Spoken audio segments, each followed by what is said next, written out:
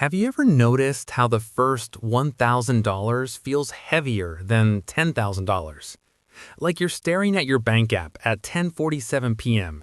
after what was a completely normal month. Nothing crazy. Groceries were up a bit. Gas was $3.89 instead of $3.40. Your car insurance renewed and jumped $22 due to market conditions. You paid your rent, your phone bill, your minimums, and somehow you're back near zero again. And then your brain does that thing. Am I just bad at this? Other people have emergency funds. Why does $1,000 feel like climbing Everest in flip-flops? Here's the part nobody tells you. The first $1,000 isn't just a savings goal. It's a structural shift. And most Americans are trying to reach it while the math underneath them is quietly working against them. Welcome to Ben's Money Milestones, where late starters build real wealth, where we translate the system into strategies you can actually use. Okay, so just quickly, before we get into psychology, let's be clear about something. If $1,000 feels impossible right now, that's not a character flaw. It's usually a margin problem. Let me show you what I mean. Meet Sarah. She's 29, makes $52,000 a year in Columbus, Ohio. That's basically around the median for a single earner. After taxes and health insurance premiums pulled from her paycheck, she takes home about $3,400 a month. Rent? $1,250. Car payment and insurance? $480. Student loans? $310. Groceries? $450. Gas and maintenance? $180. Utilities and the internet? $220. Phone? $90. Subscriptions and random life stuff. Let's call it $150.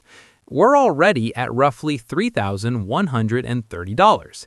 And that's before a copay, before a wedding gift, before her tire blows out in January. On paper, she has about $270 left. In real life, it disappears. That's the gap nobody explains. The spreadsheet says you can save. The calendar says you can't. So when someone online says, just save your first $1,000, it feels insulting because you're not buying designer bags, you're not door dashing every night, you're trying. And this is where it gets interesting. The first $1,000 is almost entirely behavior driven. It's pure margin. It's you creating space where there isn't much. But once you hit it, the psychology changes before the lifestyle does. Let's talk about that shift. Right now, if you have $83 in your checking account the day before payday, your brain is in survival mode. That's not dramatic, that's neuroscience. Scarcity literally narrows your focus. Behavioral economists call it tunneling. You stop thinking about 6 months from now. You're thinking about Friday. When you have $1,000 sitting in savings, even if it's just $1,000, something subtle changes. You're not one flat tire away from a credit card spiral. You're not one urgent care visit away from putting groceries on 24% APR. That doesn't make you wealthy, but it moves you from fragile to slightly stable. And here's the uncomfortable truth. Most Americans don't have that buffer. Federal Reserve data has repeatedly shown that a large percentage of households would struggle with a $400 emergency, not because they're reckless, because fixed costs have eaten the margin. Look at housing. In the 1980s, median home prices were about 3 times median household income. Today, in many metro areas, that ratio is 5 to 6 times. Rents followed. Healthcare premiums rose faster than wages. Childcare in some states now rivals a second mortgage. The math shifted, but our advice didn't.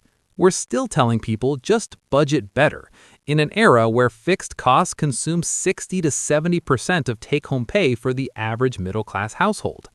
Take Marcus and Elena. Married, 1 toddler, living outside Phoenix. Combined income, $95,000. Sounds solid, right? After taxes and 401k contributions to get the employer match, they bring home about $5,800 a month. Mortgage? $2,100. Property taxes and insurance rolled in. Daycare? $1,250. 2 car payments and insurance? $920. Groceries for 3? $750. Utilities, internet and phones, $350. Gas, $300. Student loans, $400. They're already at $6,060. And that doesn't include birthday parties, Amazon just this one thing, medical deductibles, or Christmas. They're not irresponsible. They're underwater by $200 in a normal month. So when they try to build that first $1,000 emergency fund, it feels like they're plugging a leak in a sinking boat. This is why the first $1,000 feels impossible. It's not about lattes, it's about fixed cost gravity. Now here's where psychology comes in. When you have zero savings, every unexpected expense feels like proof you're failing, and that triggers loss aversion. You become more conservative. You avoid investing. You avoid negotiating salary. You cling to stability even if it's mediocre, because you can't afford risk. Wealthy people don't think differently because they're morally superior. They think differently because their math gives them options. Look at how Warren Buffett runs Berkshire Hathaway. He keeps tens of billions in cash, not because he can't invest in it, but because cash equals optionality. When markets crash, he buys. When others panic, he moves. Scale that down. When you have $5,000 saved, you can leave a toxic job and survive 3 months. When you have $500, you can't. The principle is identical, just different zeros. This isn't motivation, it's mechanics. And here's the myth we need to break. You've probably heard the first $100,000 is the hardest. That's true mathematically because of compounding, but psychologically, the first $1,000 is harder because that's the point where you stop living paycheck to paycheck in your nervous system. The first $1,000 proves you can create margin. At $5,000, a breathing room appears. You're not panicking every time the car makes a noise. At $10,000, behavior changes. You start thinking in quarters instead of pay cycles. You consider maxing a Roth IRA because you're not terrified of a random bill. Notice something? The lifestyle hasn't exploded. You're not flying first class, but your decision quality improves. That's the hidden pattern. Money milestones shift psychology before they shift lifestyle. Now, on paper, you might say, okay, so just save $100 a month.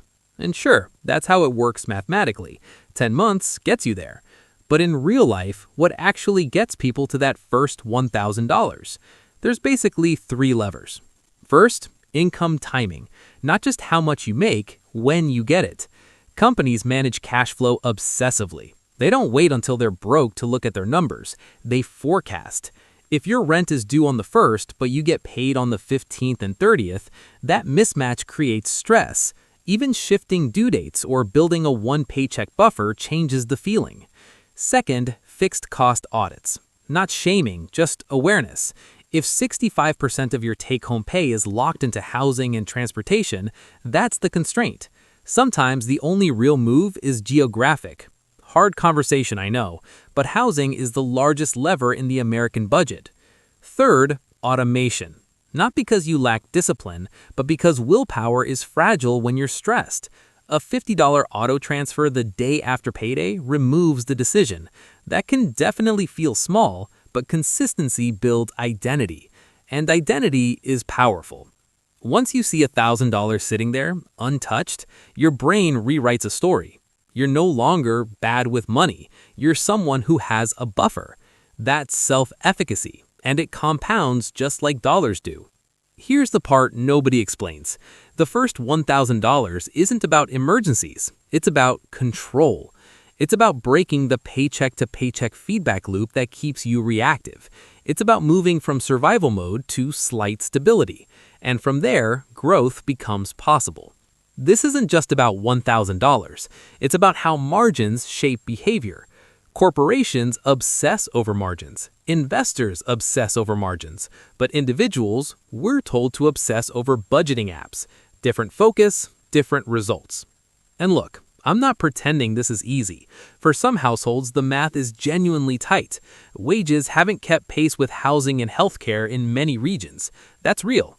But understanding why the first $1,000 feels impossible removes the shame. It's not that you're undisciplined, it's that you've been trying to build stability in a system that compresses margin.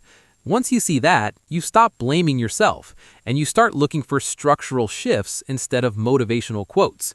So, here's the bottom line. The system rewards people who create margin. It traps people who can't. The first $1,000 is the line between fragile and stable, between reacting and choosing. It doesn't make you rich, it makes you less breakable. And that shift, it changes everything that comes after. Take care, my friend. We'll talk soon.